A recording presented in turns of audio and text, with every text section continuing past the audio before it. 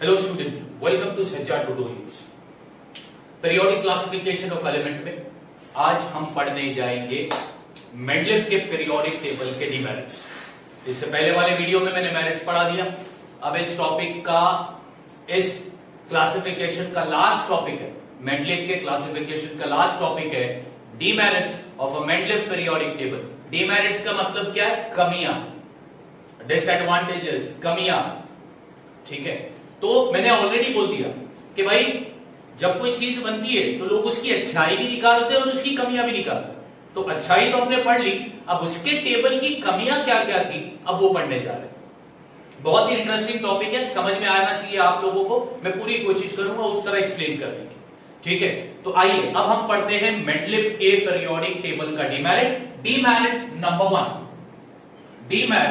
One. अब demerit number 1 समझाने से पहले मेंडलेव का पीरियोडिक लॉ क्या बोलता है? Property of the element are the periodic function of the atomic masses. It means what? कि जब एलिमेंट को हम अरेंज करेंगे as per the increasing order of atomic masses के बेसिस पर, तब एलिमेंट की प्रॉपर्टीज कुछ फिक्स्ड इंटरवल के बाद दोबारा रिपीट होगी। ठीक है, यह है मेंडलेव का पीरियोडिक लॉ। लेकिन मेंडलेव ने क्या किया? अपने टेबल में सारे एलिमेंट को लाने के लिए उन्होंने एक खुद का ही लॉ फॉलो नहीं किया। खुद का ही लॉ उन्होंने फॉलो नहीं किया, जिसको हम एक टर्म के नाम से जान सकते हैं, एनॉमलस पेयर। Anomalous pair. अब ये एनॉमलस पेयर का मतलब क्या? ठीक है, अब यहां पर मैंने लिखा है The element cobalt and nickel have the same atomic mass। अगर तुम्हारे टेक्स्ट बुक के पेज नंबर 18 पर पीरियोडिक टेबल जो दिया है उसमें तुम कोबाल्ट और निकल का एटॉमिक मास देखोगे, दोनों का एटॉमिक मास 59, दोनों का एटॉमिक मास 59 दिया हुआ। ठीक है, लेकिन दोनों का एटॉमिक मास सेम क्यों है? ये रीजन एक्सप्लेन नहीं किया उन्होंने। ये रीजन एक्सप्लेन नहीं किया। The element cobalt and nickel have the same atomic mass. As a result, there was an ambiguity regarding their sequence in Mendeleev periodic table. अब यहां पर what आया? ambiguity। ambiguity का मतलब होता है डाउट। कोबाल्ट और निकल का उन्होंने सेम एटॉमिक मास बताया और इसका एक्सप्लेनेशन उन्होंने दिया नहीं।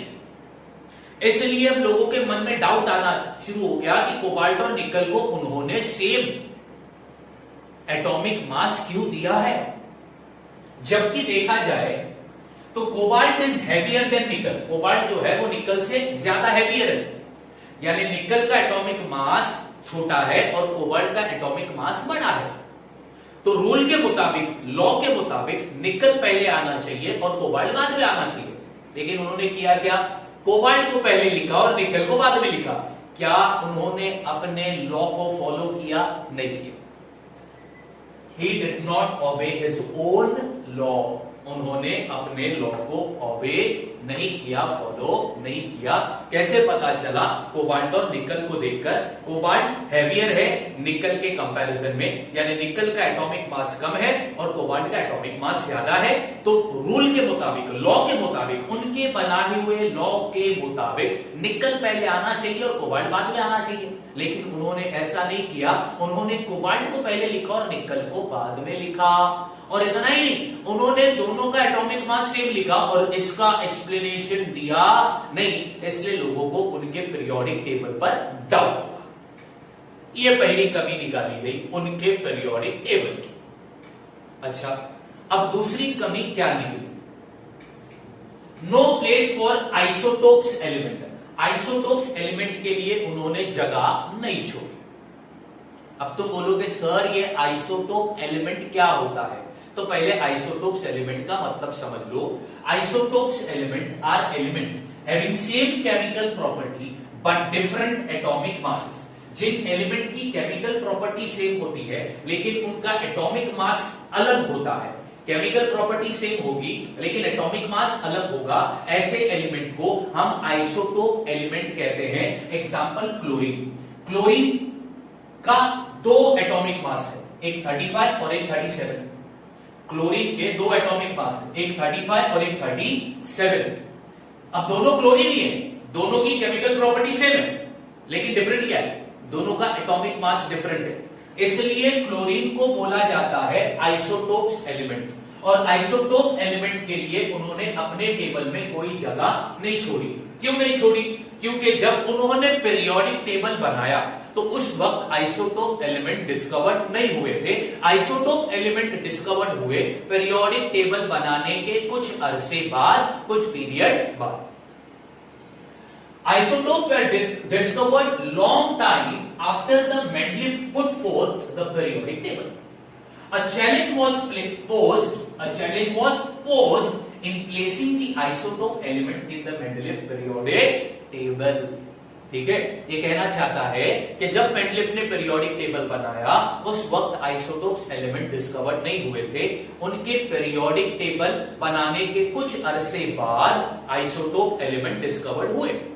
फिर बाद में जब साइंटिस्ट लोगों ने उस आइसोटोप्स एलिमेंट को मेंडलीफ के पीरियोडिक टेबल में लिखने की कोशिश की तो वो उनको एडजस्ट नहीं कर पाए, क्योंकि मेंडलीफ ने अपने पीरियोडिक टेबल में आइसोटोप्स एलिमेंट के लिए कोई जगह नहीं छोड़ी थी। ये दूसरी कमी निकाली साइंटिस्ट ने मेंडलीफ के पीरियोडिक टेबल की। आइसोटोप्स एलिमेंट यानी वो एलिमेंट जिनका केमिकल प्रॉपर्टी सेम होगा लेकिन उनके एटॉमिक मासेस डिफरेंट होंगे। एग्जांपल क्लोरीन, क्लोरीन के दो एटॉमिक मास है, एक 35 एक 37, दोनों क्लोरीन ही है, दोनों की केमिकल प्रॉपर्टी सेम है लेकिन उनका एटॉमिक मास डिफरेंट है। तो ऐसे एलिमेंट को हम कहते हैं आइसोटोप एलिमेंट, और आइसोटोप एलिमेंट के लिए मेंडलीफ के पीरियोडिक टेबल में कोई जगह नहीं थी। ये दूसरी कमी साइंटिस्ट लोगों ने निकाली। ठीक है, अब तीसरी कमी क्या है वो जरा ध्यान से समझो। The rise in the atomic mass does not appear to be uniform. अब यहां पर यूनिफॉर्म का मतलब वो नहीं बच्चों जो तुम स्कूल में पहनकर जाते हो, यहां पर यूनिफॉर्म का मतलब होता है same. The rise in atomic mass does not appear to be uniform, does not appear to be same when elements are arranged in an increasing order of the atomic mass। अभी इस statement का मतलब क्या है, तो उसके लिए मैंने एग्जांपल दिया। मेंडलीफ के पीरियोडिक टेबल में जो सबसे लाइटेस्ट छोटा एलिमेंट है वो हाइड्रोजन, हाइड्रोजन के बाद लिथियम, बेरिलियम, बोरॉन और कार्बन। ठीक है, ओके, ये मेंडलीफ का पीरियोडिक टेबल में मैंने कुछ एलिमेंट लिखे हैं, तो उन्होंने अपने टेबल में जो पहला एलिमेंट है 1 है, फिर 7 है, फिर लिथियम है, फिर बेरिलियम है, फिर बोरॉन है, फिर कार्बन। उन्होंने एलिमेंट को लिखा as per the increasing order of atomic mass, बराबर। अब उनके एटॉमिक मास देखो, अगर तुम देखोगे तो एटॉमिक मास बढ़ रहा है हाँ, 1 से 7 हो गया, 7 से 9.4 हो गया, 9.4 से 11 हो गया, 11 से 12 हो गया, लेकिन एटॉमिक मास बढ़ने में कोई तुम्हें यूनिफॉर्मिटी नजर आई? अब 1 और 7 के बीच में कितने का डिफरेंस है? 6 का। अब 9.4 और 7 के बीच में कितने का डिफरेंस है? 2.4 का। 11 और 9.4 के बीच में कितने का डिफरेंस है? 1.6 का। और 11 और 12 के बीच में कितने का डिफरेंस है? 1 का। तो एटॉमिक मास के बढ़ने में कोई यूनिफॉर्मिटी तुमको नजर आ रही है क्या? नहीं आ रही ना। ठीक है, एटॉमिक मास बढ़ तो रहा है लेकिन उनके बढ़ने में कोई यूनिफॉर्मिटी नजर नहीं आ रही थी। इसी वजह से therefore it was not possible to predict how many element could be discovered between two heavy element. इसी वजह से यह प्रेडिक्ट करना पॉसिबल नहीं था कि दो हैवी एलिमेंट के बीच में कितने एलिमेंट डिस्कवर्ड होंगे। क्या बोला मैंने? मेंडलीफ ने अपने पीरियोडिक टेबल में एलिमेंट को अरेंज किया था as per the increasing order of atomic mass. तो हम लोग देख रहे हैं, हम देख रहे हैं कि एटॉमिक मास इंक्रीज तो हो रहा है लेकिन उसके बढ़ने में कोई यूनिफॉर्मिटी नजर नहीं आ रही है। तो उसके बढ़ने में यूनिफॉर्मिटी नजर नहीं आ रही है, इसलिए इससे क्या दिक्कत आई? इससे ये प्रेडिक्ट करना मुश्किल हो गया कि दो हैवी एलिमेंट के बीच में कितने एलिमेंट आ सकते हैं या कितने एलिमेंट डिस्कवर्ड होंगे। प्रेडिक्शन करना मुश्किल हो गया। प्रेडिक्शन करना मुश्किल इसलिए हुआ क्योंकि एटॉमिक मास के बढ़ने में कोई यूनिफॉर्मिटी नहीं थी। ये तीसरा डिमेरिट है मेंडलीफ के पीरियोडिक टेबल का। पहला डिमेरिट तुमने क्या पढ़ा, उन्होंने अपने पीरियोडिक टेबल में कोबाल्ट और निकल के एटॉमिक मास सेम लिखे, इसका एक्सप्लेनेशन उन्होंने नहीं दिया, इसलिए लोगों को डाउट हुआ उनके पीरियोडिक टेबल पर। देखा जाए तो कोबाल्ट निकल से ज्यादा हैवियर एलिमेंट है, कोबाल्ट निकल से ज्यादा हैवियर एलिमेंट है, इसका मतलब निकल का एटॉमिक मास कम है और कोबाल्ट का एटॉमिक मास ज्यादा है। तो लॉ के मुताबिक निकल पहले आना चाहिए और कोबाल्ट बाद में आना चाहिए, क्योंकि इंक्रीजिंग ऑर्डर में अगर हम एलिमेंट को अरेंज कर रहे हैं तो निकल पहले आएगा और कोबाल्ट बाद में आएगा। ऐसा हुआ क्या? नहीं हुआ। कोबाल्ट पहले लिखा, निकल बाद में लिखा और इसका कोई एक्सप्लेनेशन नहीं दिया। उन्होंने अपने ही क्लासिफिकेशन में खुद के लॉ को ओबे नहीं किया, फॉलो नहीं किया, तो यहां पर उन्होंने अपने खुद के लॉ को ब्रेक किया। दूसरा तुमने क्या देखा कि उन्होंने जब पीरियोडिक टेबल बनाया तो आइसोटोप एलिमेंट डिस्कवर्ड नहीं हुए थे, वो पीरियोडिक टेबल बनाने के कुछ अरसे बाद डिस्कवर्ड हुए। तो बाद में साइंटिस्ट लोगों ने जब उन आइसोटोप एलिमेंट को मेंडलीफ के पीरियोडिक टेबल में लिखने की कोशिश की तो उन्होंने देखा कि मेंडलीफ ने आइसोटोप एलिमेंट के लिए जगह ही नहीं छोड़ी है पीरियोडिक टेबल में। ये दूसरी डिमेरिट था। तीसरा डिमेरिट तुमने क्या देखा कि मेंडलीफ ने एलिमेंट को तो अरेंज किया है as per the increasing order of atomic mass के बेसिस पर, और एटॉमिक मास बढ़ तो रहा है, लेकिन उनके बढ़ने में, एटॉमिक मास के बढ़ने में कोई यूनिफॉर्मिटी नजर नहीं आ रही है। और यूनिफॉर्मिटी नजर नहीं आ रही है इसलिए यह प्रेडिक्ट करना मुश्किल हो गया कि दो हैवी एलिमेंट के बीच में कितने एलिमेंट और डिस्कवर्ड होंगे। तो 3 डिमेरिट हो गए। कितने डिमेरिट हो गए? 3 डिमेरिट्स हो चुके हैं। अब 14 demerit as per your textbook. 4 demerit तुम्हारे टेक्स्ट बुक में दिए, तो 14 डिमेरिट क्या है? अब 14 डिमेरिट समझने के लिए जरा यहां पर गौर फरमाइए।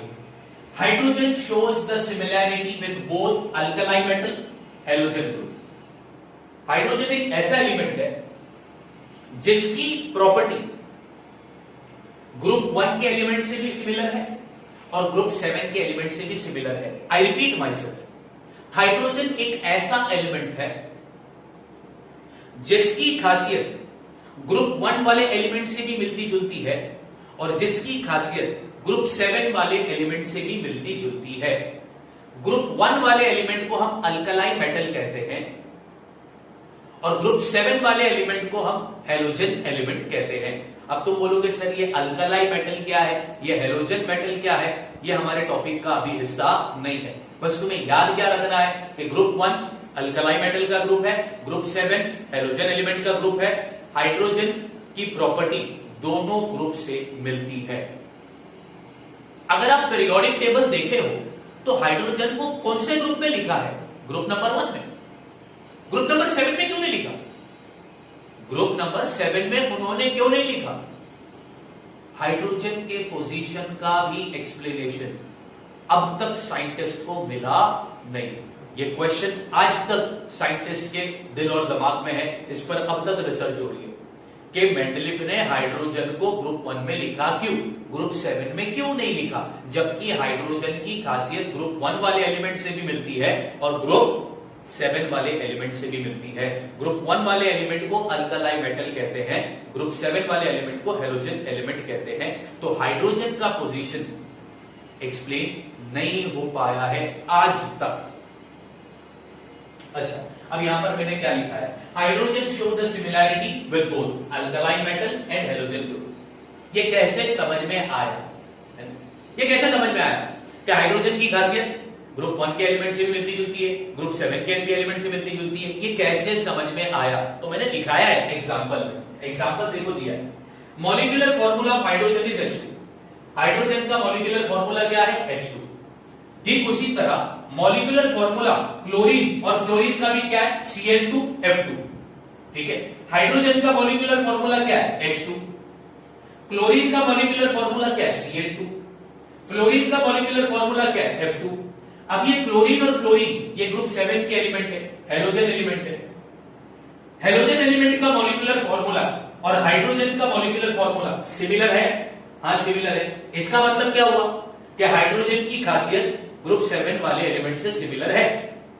ठीक है, अब आगे देखो, whereas the molecular formula of compound of alkali metal formed with chlorine and oxygen is, अच्छा अल्कलाई मेटल यानी ग्रुप 1 वाले एलिमेंट, वो ग्रुप 1 में जितने भी एलिमेंट है सब मेटल है, सिर्फ हाइड्रोजन को छोड़ के। हाइड्रोजन नॉन मेटल है, हाइड्रोजन नॉन मेटल है, ठीक है। उसके अलावा ग्रुप 1 में जितने भी एलिमेंट है सब मेटल है, ठीक है। तो अल्कलाई मेटल का जब कंपाउंड बना किसके साथ, क्लोरीन और ऑक्सीजन के साथ, तो उसका मॉलिक्यूलर फॉर्मूला क्या आया, HCl NaCl, ये क्लोरीन के साथ। ये अल्कलाई मेटल क्या है, अल्कलाई मेटल सोडियम है, सोडियम अल्कलाई मेटल। जब उसका कंपाउंड बना किसके साथ, क्लोरीन के साथ, तो मॉलिक्यूलर फॉर्मूला क्या बना, NaCl। हाइड्रोजन का भी जब कंपाउंड बना क्लोरीन के साथ, तो उसका मॉलिक्यूलर फॉर्मूला क्या आया, HCl, यानी मॉलिक्यूलर फॉर्मूला सेम है। सोडियम का जब कंपाउंड बना ऑक्सीजन के साथ, तो उसका मॉलिक्यूलर फॉर्मूला आया Na2O। हाइड्रोजन का भी जब कंपाउंड बना ऑक्सीजन के साथ, तो उसका मॉलिक्यूलर फॉर्मूला क्या आया, H2O। इससे यह साबित होता है कि हाइड्रोजन की प्रॉपर्टी सिमिलर है अल्कलाई मेटल वाले एलिमेंट से भी, ठीक है। और कंसीडरिंग द अबव एग्जांपल, ये एग्जांपल को कंसीडर अगर हम करते हैं तो correct position of hydrogen is not explain, तो हाइड्रोजन का करेक्ट पोजीशन अभी तक एक्सप्लेन नहीं किया गया। इसका मतलब हाइड्रोजन को मेटलिफ ने ग्रुप 1 में क्यों लिखा, ये अब तक एक्सप्लेन नहीं हुआ है। I repeat, the fourth demerit is very interesting demerit है। हाइड्रोजन की प्रॉपर्टी ग्रुप 1 के एलिमेंट से भी और ग्रुप 7 के भी एलिमेंट से मिलती जुलती है। ये कैसे समझ में आया, तो उसके मॉलिक्यूलर फॉर्मूले के जरिए। लेकिन अब तक ये समझ नहीं पाए कि हाइड्रोजन को ग्रुप 1 में ही क्यों लिखा गया है, तो हाइड्रोजन के पोजीशन को अब तक एक्सप्लेन नहीं किया गया है। अब तक साइंटिस्ट के मन में इस पर डाउट है। तो ये 4 डिमेरिट है, ये 4 डिमेरिट्स है मेटलिफ के पीरियोडिक टेबल के। पहला डिमेरिट भी तुमको दिखा दिया, दूसरा डिमेरिट भी तुमको दिखा दिया, तीसरा डिमेरिट भी तुमको दिखा दिया, चौथा डिमेरिट भी मैंने तुमको बता दिया, ठीक है। और 2 डिमेरिट मैं बताता हूं जो तुम्हारे टेक्स्ट बुक में नहीं है, ये थोड़ा आउट ऑफ द बॉक्स है, एक्स्ट्रा है। और वो क्या है, तो उसके लिए बच्चों में क्या करता हूं, ये मिटाने वाला हूं मैं, तो आप लोग वीडियो को पॉज करके ये पूरा कॉपी कर देना, ठीक है, ओके। अब मैं ये 2 डिमेरिट ऊपर के मिटा देता हूं।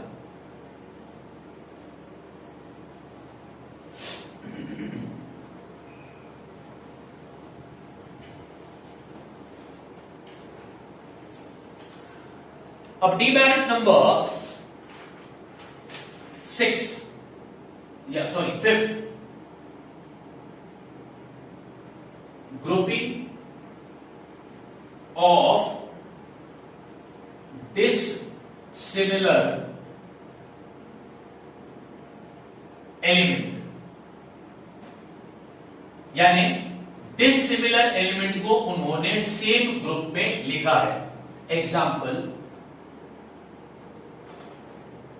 AU AG CU, copper gold silver with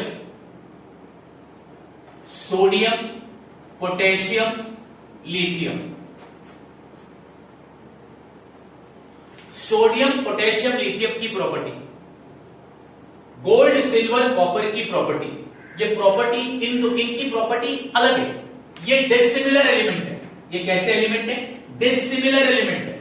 लेकिन मेटलिफ ने क्या किया, डिसिमिलर एलिमेंट को सेम ग्रुप में लिखा है। अगर आप मॉडर्न पीरियोडिक टेबल देखोगे तो सॉरी मेटलिफ पीरियोडिक टेबल देखोगे तुम्हारे टेक्स्ट बुक के पेज नंबर 18 पर, तो ग्रुप नंबर 1 अगर तुम देखो तो ग्रुप नंबर 1 में लिथियम आ गया, सोडियम आ गया, पोटेशियम भी आ गया, कॉपर भी आ गया, गोल्ड भी आ गया, ठीक है, और सिल्वर भी आ गया।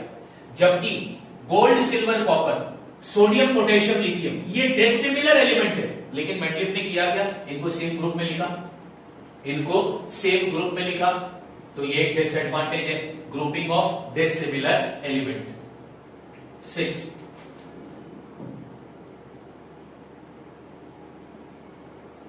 Similar elements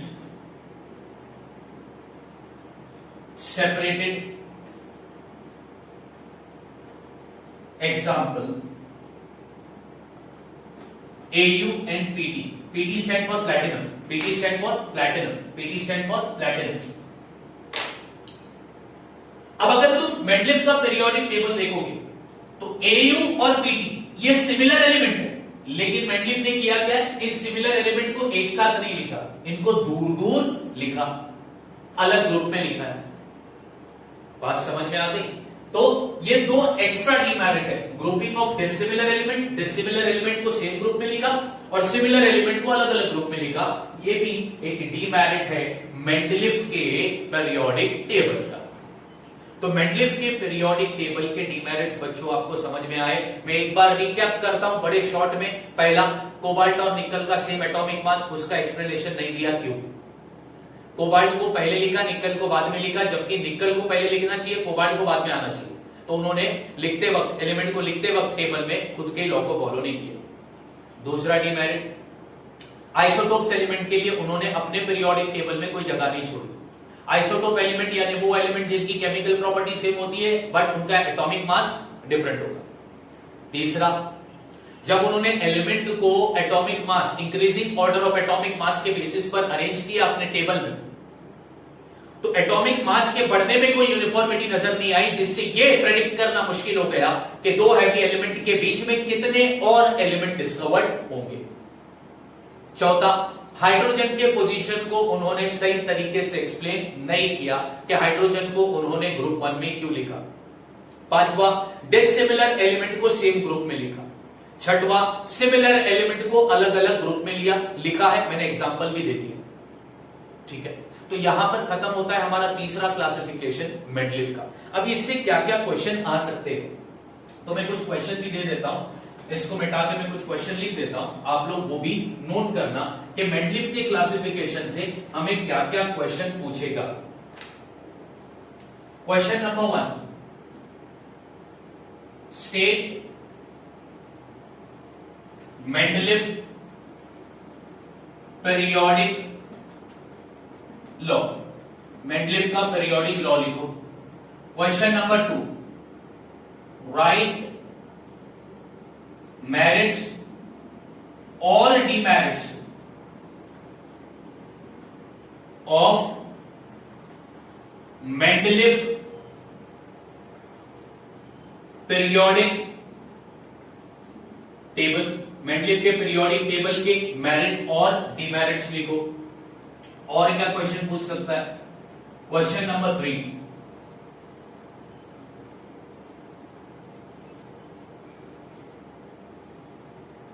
write the molecular formula of oxides by referring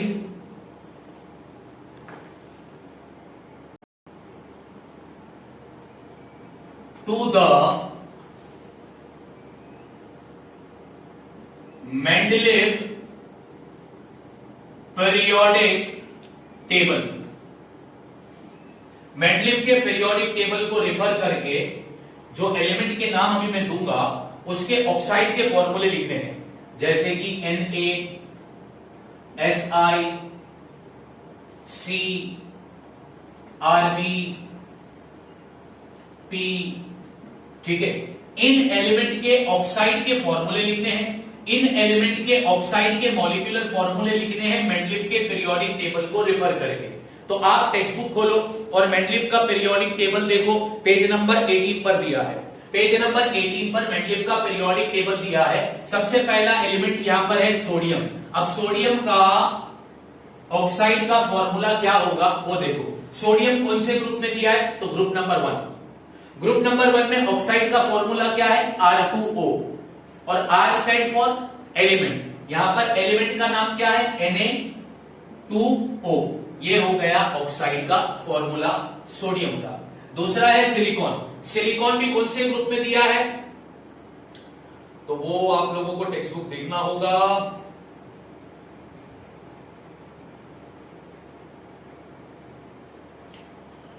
silicon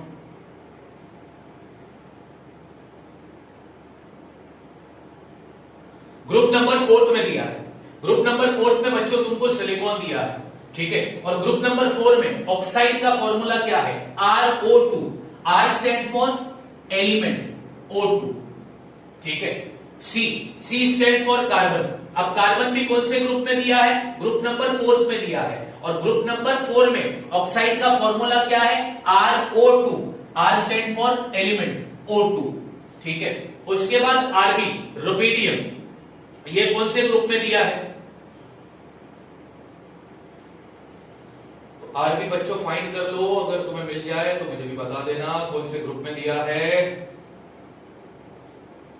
group number 1, group number 1 में आरबी दिया है, और ग्रुप नंबर 1 में ऑक्साइड का फॉर्मूला क्या है? R2O, यानी Rb2O।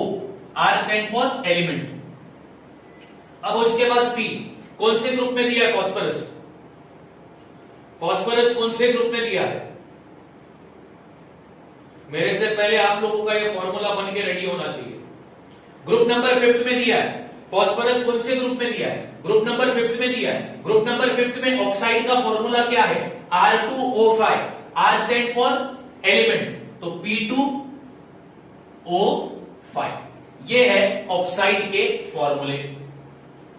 या तो ऐसा क्वेश्चन आएगा, right the molecular formula of hydride. अब यहां पर ऑक्साइड, ऑक्साइड की जगह पर क्या आएगा? Hydride, by referring to the Mendeleev periodic table, ठीक है। फिर क्वेश्चन आएगा, नेम द 3 एलिमेंट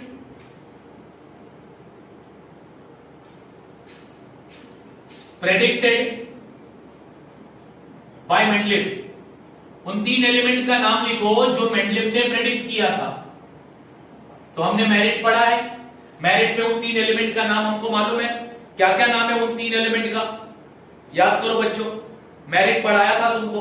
वो 3 एलिमेंट का नाम क्या है जो मेंडलेव ने प्रेडिक्ट किया था? एक बोरॉन, एक एल्यूमिनियम, एक सिलिकॉन। एक बोरॉन, एक एल्यूमिनियम, एक silicon.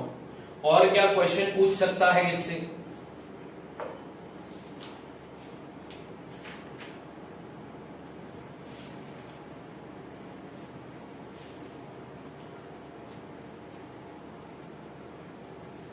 Question number 5. Who was the first scientist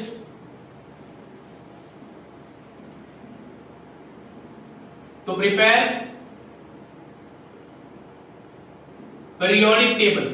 periodic table बनाने वाले पहले साइंटिस्ट का नाम बताओ। periodic table बनाने वाले पहले साइंटिस्ट का नाम बताओ। तो आंसर होगा मेंडलीव। क्या नाम होगा? क्या आंसर होगा? मेंडलीव। तो ये क्वेश्चंस है, मतलब इतने क्वेश्चंस है जो इस टॉपिक से रिलेटेड है, जो पूछे जा सकते हैं। आई होप आपको मेरिट और डीमेरिट ये दोनों भी अच्छी तरीके से समझ में आया, और आप लोग ये सारी चीजें नोट करके रखो।